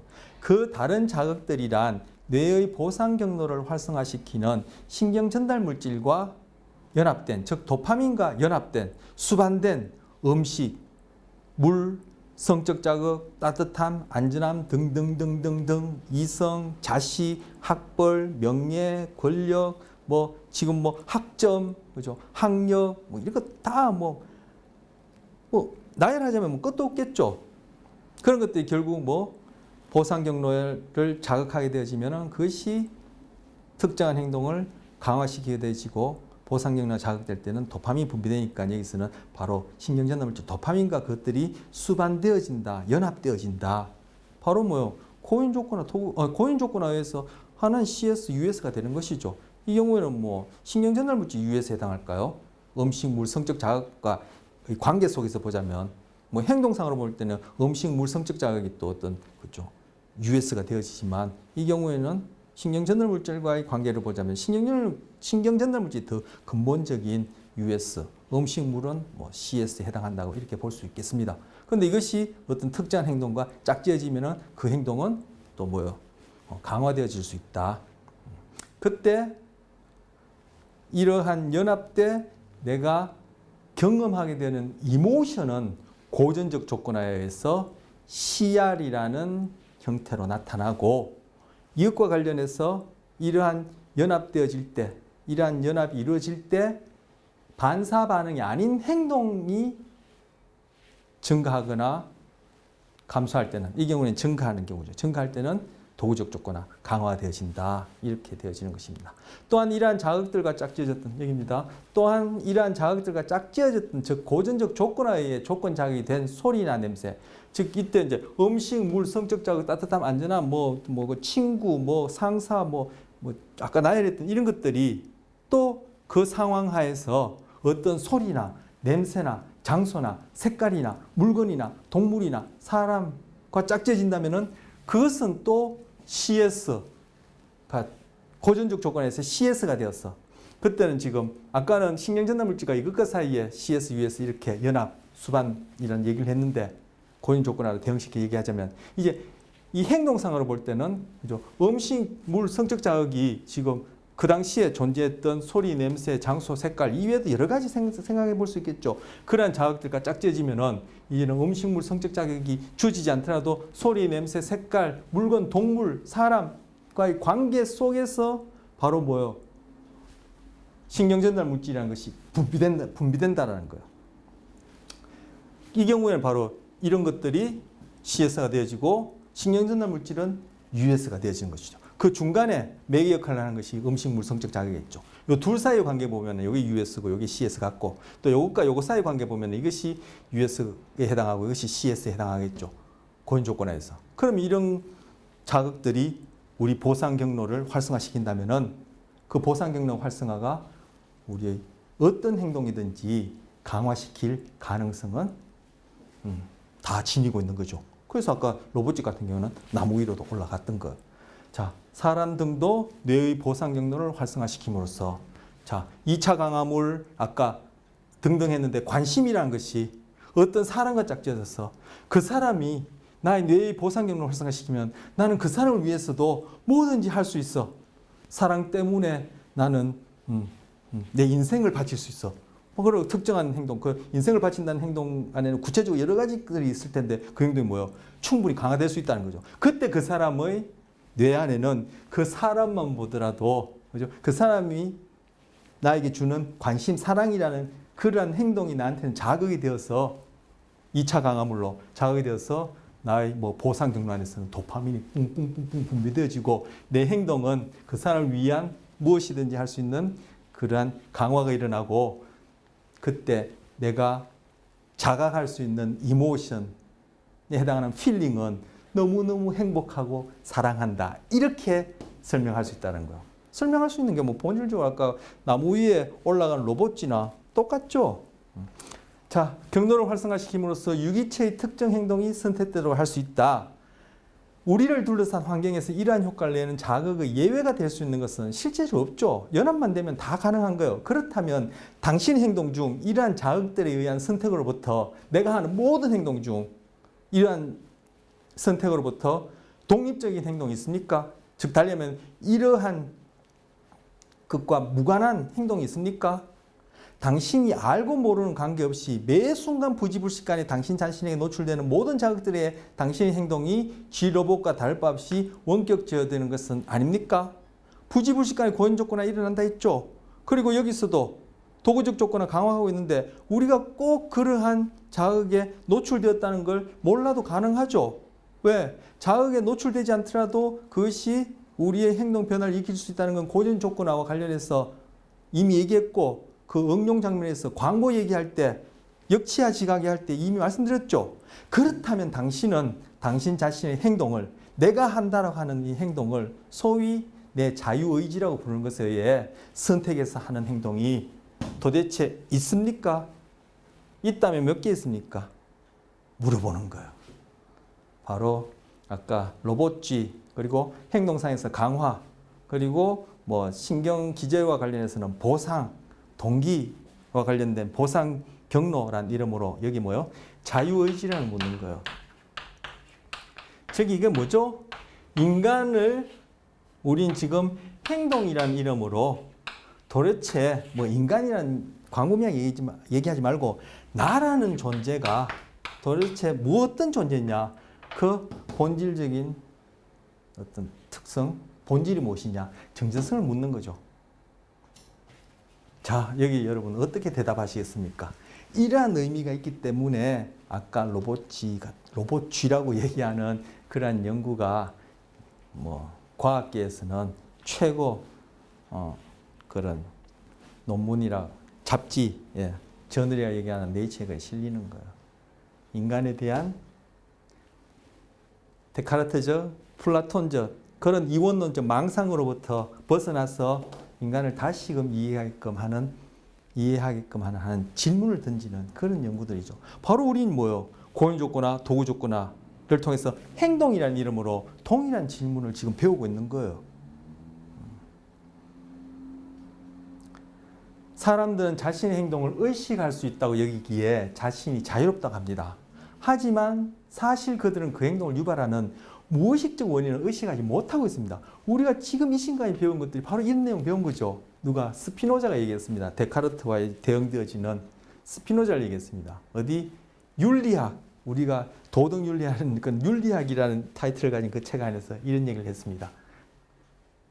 왜 윤리학에는 이름을 붙이고 이런 얘기를 했을까요? 뭐 이런 얘기 말고 더 다른 얘기 많았겠지만 결국 우리의 행동이라는 것이 그리고 우리 인간이라는 것이 무엇인지 나라는 것이 무엇인지 보여준 말들이죠.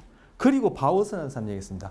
우리가 만약에 내성관찰, 이 내성관찰이 뭐냐면은 바로 자각하는 거예요. 내가 내 자신을 의식할 수 있는 걸 얘기를 하는 거예요. 이걸 인트로스펙션이라 하는데 스펙트는 보다는 뜻이죠. 스펙타클 뭐 이런 거 할 때 스펙. 그리고 인트로는 뭐요? 안으로, 내적으로, 안으로 이런 뜻이죠. 즉, 내 스스로 나를 관찰하는 거요. 그걸 하려면 뭐 의식이 있어야겠죠. 의식이라는 능력, 현상을 가지지 않은 동물이 자기 자신을 관찰할 수 있겠어요? 바퀴벌레가 나는 바퀴벌레야 이렇게 알 수 있을까요? 하지만 우리 인간은 그러한 의식 능력에 언어라는 특성이 붙어서 다른 어떤 그런 그 영장류나 유인원과는 다른 또는 독특한 그런 언어적인 의식 경험을 하죠. 바로 그런 내성 관찰을 통해서 우리가 이제까지 다뤘던 행동이나 소위 사고라고 얘기하는 거. 우린 여기서는 사고나 감정도 행동으로 다 다룰 수 있다고 벌써 2강에서 얘기를 했죠. 그런데 여기서는 또 구별했습니다. 뭐 사고가 행동한 다른 어떤 별개인 것처럼 여기지는 그런 사고라는 것도 포함시켜서 즉 우리가 내성 관찰을 통해서 사고와 행동의 원인을 즉 나라는 자신을 이해할 수 있다면 여러분 심리학 할 필요 없습니다. 심리학이란 분야는 필요 없다는 거예요. 심리학 할 필요 없습니다. 그냥 다른 가시면 돼요. 다른 가셔서 여러분 이해하시고 다른 사람 한테 적용하고 다른 사람 이해하고 뭐 부적응적이 있으면 행동 수정하고 하면 돼요. 그게 뭐죠?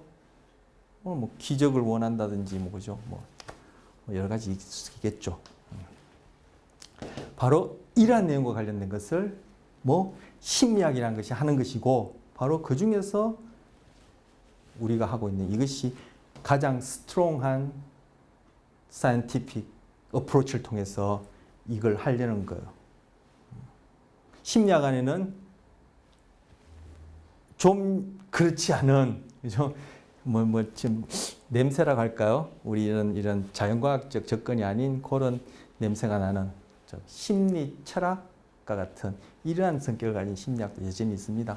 그런 것들은 이제 그 데카르트 플라톤적 냄새가 많이 나고 그 학문 자체가 그 분야 과목 자체가 냄새가 나네 떠나서 가르치는 사람이나 공부하는 사람이나 배우는 사람이나 워낙 그 플라톤은 그런 이데아적 그런 인식론에 찌들어 있기 때문에 같은 글을 읽더라도 그런 식으로 얘기하지 않는 건데도 이러한 책을 읽더라도 우리가 보고 있는 이 교재나 제가 말씀드린 이런 걸 다루더라도 자꾸 그런 식으로 생각하고 이해하려고 하기 때문에 이것이 우리가 다루고 있는 내용이 늘 헷갈리고 이해하기 어렵다라고 여기지는 거예요. 사실 어려운 게 아니라 우리의 생각하는 행동, 즉 사고하는 행동이 지금 수정이 안 돼서 그런 거예요. 그동안은 이제 어렵겠죠.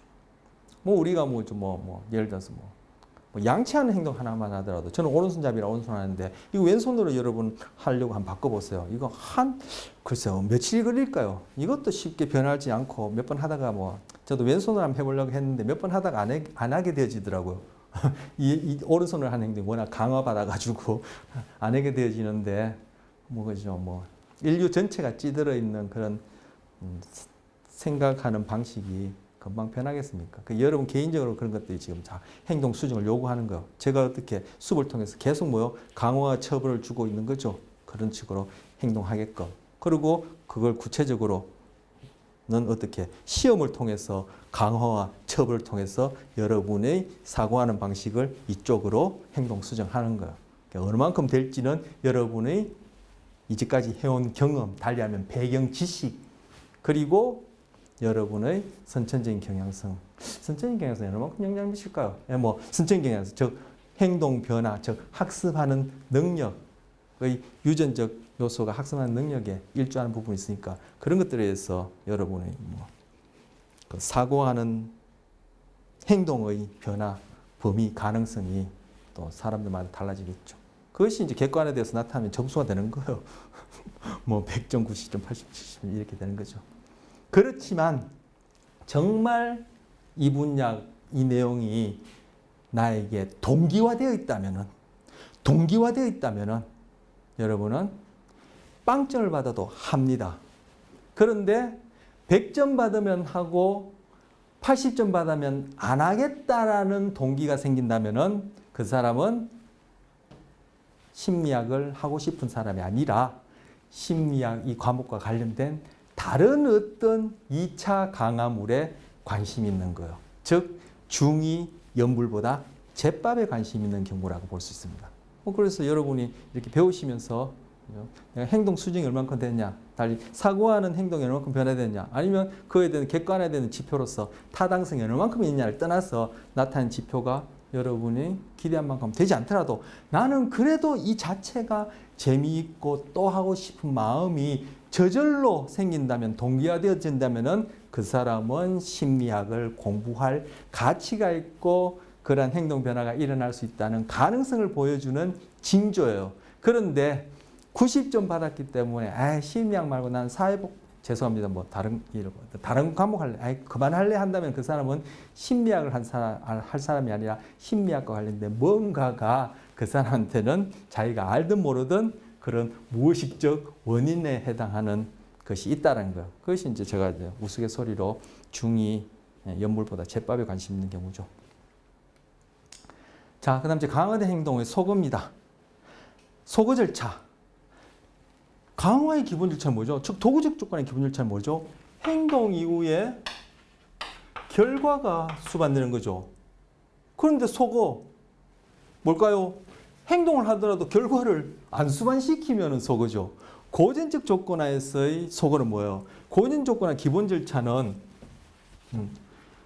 자극과 자극을 수반시키는 것, 즉 CS와 US를 수반시키는 거죠.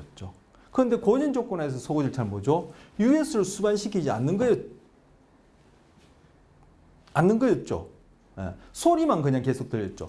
소리와 먹이를 짝지어져서 소리에 침이 나왔는데 소거한다. 그때는 먹이 없이 소리만 들려주는 경우였죠. 이 경우에는 도구적 조건에는 행동 이후에 결과 수반되어지는데, 그래서 행동이 증가하든 감소하는데 이 행동을 소거시킨다. 이 경우에 이제 강화된 행동을 이제 다시금 감소하거나 제거한다. 그러면 결과를 안 주는 것이 바로 소거 절차예요. 강화된 행동이 강화물이 수반되지 않는 것. 강화된 행동과 강화물 사이에 수반성이 없는 것, 이것이 소거 절차다. 수반성이 없는 것. 소호격발. 근데 이렇게 하면은 소호격발이라는 현상이 나타나요. 우리 교재에 나타났듯이 다음에 소호격발 그림이 나옵니까? 안 나오는데 교재에 나타났듯이 교재에는 보시면 이것이 뭡니까? 누가 기록으로 되어 있는 거요? 행동률을 재는 거요. 학습은 경험으로 한 행동 변화인데 그 행동 변화가 어떻게 일어나는지 보는 중에 지금 말씀드린 이 경우는 행동률 또는 반응률을 측정하는 거예요. 행동률, 반응률은 어떻게 측정하냐면은 시간이 쭉 흘러가는 중에 특정한 여기서 이제 뭐 강화되어지는 그 대상이 된 행동이 어느 만큼 빈번하게 나타나냐를 계속 기록하는 거예요. 요즘 뭐 컴퓨터를 하지만 여러분이 그 두루마리 종이가 쭉 풀려나가면서 잉크가 계속 나오는 펜이 그 두루마리 종이 위에 떡 대고 있어요. 그럼 두루마리 종이는 일정한 속도로 계속 풀린단 말이에요. 그럼 두루마리 종이 위로 이 펜에 의해서 잉크가 쭉 그어질 거예요. 수평선이 그어지겠죠. 그런데 행동을 할 때마다 뭐 비둘기가 원반을 쪼든 쥐가 레바를 누르든 아니면 사람의 경우에 뭐 특정한 행동을 할 때마다 이 바늘이 위로 뭐 한 1cm씩 올라간다 합시다. 올라가게 되면은 행동을 자주 하게 되면은 이 수평으로 꺼지던 선이 수평으로 꺼지지 않고 쭉 곡선 형태로 가겠죠. 아니면 드물게 한다면 이거 철크덕 올라가서 쭉 꺼져. 철크덕 올라가서 이런 식으로 꺼지겠죠. 행동하지 않다가 턱 올라가서 꺼지다가 올라가서 꺼지다가 올라가서 꺼지다. 그럼 이쪽에는 시간이 되어지고 여기는 행동의 횟수가 누가 기록되어지겠죠. 그리고 빈번하게 행동을 한다면은 이것이 쭉 뭐 하다가 행동을 아주 빈번하게 하면 쭉 이런 식으로 쭉 올라가겠죠. 이것이 이제 행동률, 즉 시간을 분모로 두고 그리고 분자를 횟수로 두어서 계산하게 되면은 행동률, 반응률 되어지는데 이것을 그래프로 나타낼 때는 x축을 시간을 두고 y축을 이제 행동이라는 횟수를 계속 누적해서 기록하게 되면은 이런 식의 그래프가 그려지겠죠. 조금 전에 제가 설명드리려고 이제 그 두루마리 종이가 풀리는 경우를 얘기했고 이제 컴퓨터로 이렇게 하는 거예요. 근데 우리 교재에 보시면 이제 소거 절차로 들어가면은 이 녀석들이 처음에 급격하게 행동률이 증가해요. 그러다가 나중에 쭉 이런 식으로. 이 누가 기록에서 평행으로 간다는 것은 더 이상 행동하지 않는다는 뜻이에요.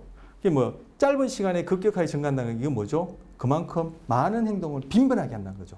근데 소거 절차를 하게 되면은 행동의 결과가 따라지 않기 때문에 즉 강화물이 따라지 않기 때문에 행동이 안 일어나야 될 것 같지만 상대적으로 이 초반부에는 오히려 더 이전보다 행동이 빈번하게 나타나는 것을 소거 격발이라고 이렇게 이름을 붙였어요. 이 현상에 대해서. 하지만 결국 행동의 수반되는 결과물, 즉 이 경우에 강화물이 안 따라오면은 결국은 행동은 안 나타나게 돼요. 근데 초반에 이렇게 오히려 더 빈번하게 나타나는 것을 소거격발이라고 해요. 소거 절차의 즉각적인 효과로 소거될 행동이 갑작스럽게 증가하는 것을 얘기를 하고 실제 행동 치료에서 이러한 현상이 나타날 때 이거 속으면 당장 소거 절차를 쓰면 당장 행동이 없어져야 되는지 왜 이렇지 해서 소거 절차를 중지하게 되면은 이건 행동 치료에 효과가 없게 되는 거죠. 이 현상을 이해하지 못하면.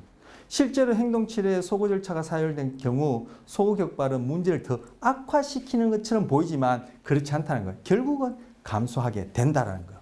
그런데 이렇게 소거 격발이 일어날 때 빈번하게 행동이 나타날 때 그때 만약에 소거를 절차를 통한 행동 치료를 포기하고 모르겠다 해서 뭐 동물이 됐든 사람이 되었든 강화물을 주거나 강화물이 주어지거나 강화물에 노출돼 버리면은 다음에는 어떻게 해요?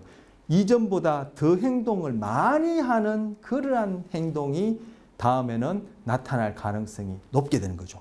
이거는 행동 치료가 아니라 오히려 그저 혹 때려다가 혹 하나 더 붙이는 격이 되어지니까 이 소거격발 현상을 이해한다면은 그저 소거 절차를 행동 치료에 타당성 있게 쓸 수 있게 되겠죠. 예컨대 엄마가 아이가 과자를 달라는 요구를 무시한다고 해보자. 그러면 아이는 소리를 지르며 요구할 수 있다. 만약 이때 엄마가 지금 소리를 지르며 요구한다는 것이 지금 소격발에 해당하는 경우예요. 만약 이때 엄마가 아이에게 과자를 준다면 아이는 소리 지르기가 강화될 수 있다. 예전에 소리 지르기 안 했는데 이제 막 소리를 지른다든지 사달라는 요구가 더 빈번해진다든지 이런 식이 되었을 때 과자를 사줘버리게 되면은 이전에는 그런 행동이 안 나타났는데 아니면 그보다 강도가 약했는데 빈도가 적었는데 이제는 강도와 빈도를 더 높여버리는 이러한 현상이 나타나는 거예요. 저 강화가 돼버리는 거예요. 이건 소가 아니라 오히려 그죠. 병 낫게 하려다가 병 그냥 더 하나 얹어주는 격이 되는 거죠. 혹 하나 때려다 혹 하나 붙이는 격이 된단 말이에요. 그리고 엄마는 그렇게 해봤자 소용이 없었다 얘기한 거. 뭐요? 소격발을 몰랐고 그리고 소격발이라 얘기하는 그 현상에 대한 이해가 없었고 그리고 소거 절차를 제대로 사용하지 못했던 거죠. 없었다고 말할 수 있다. 하지만 소거 절차가 계속되면 일반적으로 강화된 행동은 소격발 후 안정적이고 상당히 빠른 속도로 감소하게 된다. 바로 이러한 때 쓰는 행동. 그래서 나중에는 그냥 뭐 바닥에 널브러져서 그죠? 안 사주면 난리 날 것처럼 그렇게 격한 행동을 보이는 것을 뭐 전문적인 용어로 교재에 보시면 텐트럼이라 우란 행동이라는데 바로 이런 우란 행동은 뭐죠? 소격발을 엄마가 어떻게 강화한 경우에 즉 조성시킨 경우에 조성은 본질적으로 강화랑 다름이 없다 그랬죠. 그래서 비둘기가 앞을 쳐다보다가 시계 방향으로 도는 행동을 점점 조성시켜서 나중에는 한 바퀴 도는 새로운 행동을 나타내듯이 그전에는 이렇게 소리를 지르거나 나중에 바닥에 들어 누워서 우라 행동이라 일컬 수 있는 이런 행동을 안 보였는데 엄마가 어떻게 소격발 시에 강화물을 제공하는 바람에 뭐 우라 행동을 하도록 조성시킨 거예요. 엄마 탓인가요? 네. 예, 다음 내용은 이후 시간에 하도록 하겠습니다.